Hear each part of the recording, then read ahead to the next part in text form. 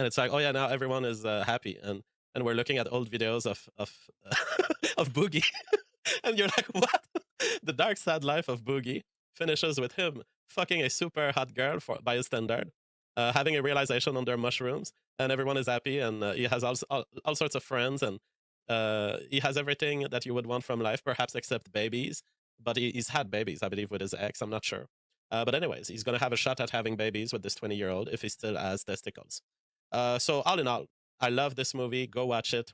I am blasted away. The use of the creep music, at this moment that I labeled as my favorite moment of the movie, this is fucking art. I mean, when they tell the story of the girl and they start the creep music. We both seem to be having an excellent time. I would say that it's the best I ever had. Wow, you are. But see, this is what's so beautiful. The internet allowed this. The internet turned this Magic the Gathering geek, because you see old videos of him. He was literally behind a Magic the Gathering cashier at some point in his life, and he's there and still fat, and like back in 1992 or whatever, whenever that was filmed.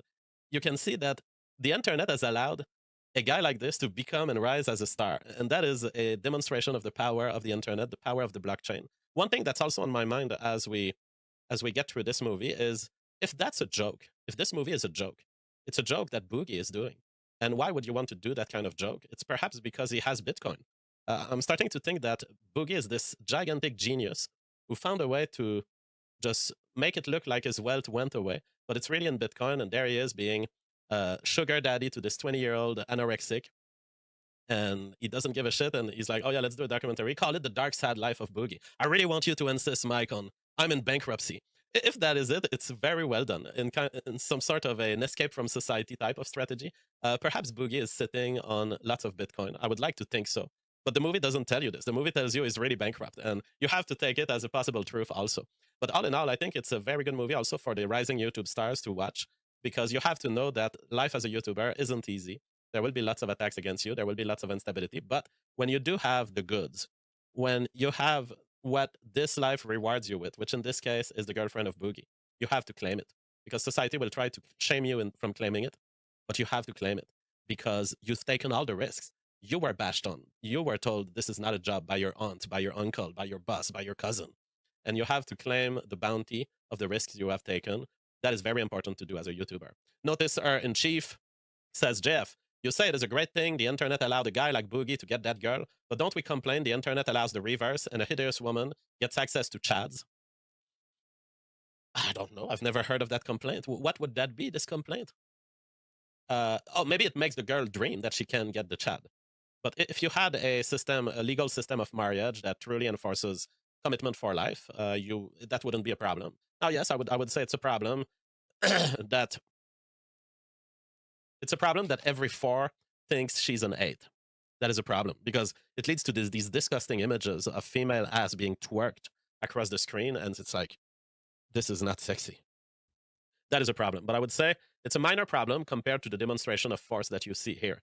The demonstration of force is that in the world I come from, the pre-internet world, there was no way a Magic the Gathering local fatty would ever attract the standing that Boogie has attained. And yet Boogie has attained it by remaining himself. There is no doubt that Boogie is displaying himself. Now, the movie suggests that he has basically a personality disorder by which he presents a fake version of himself to the world, a over-petite version.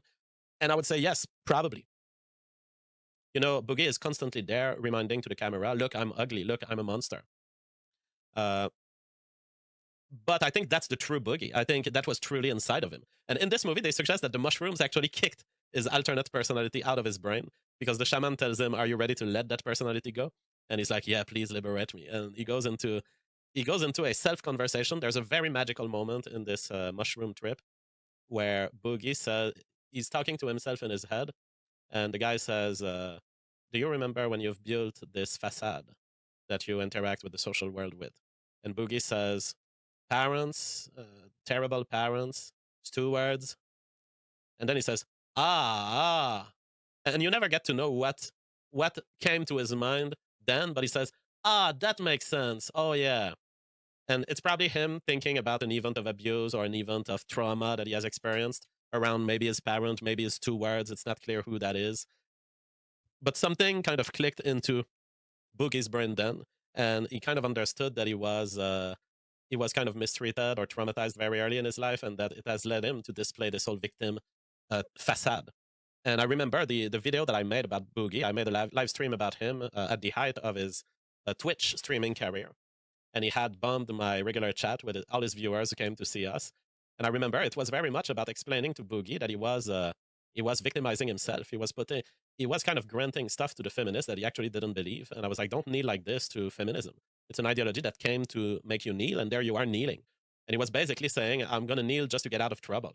I don't even believe it, but I don't want trouble.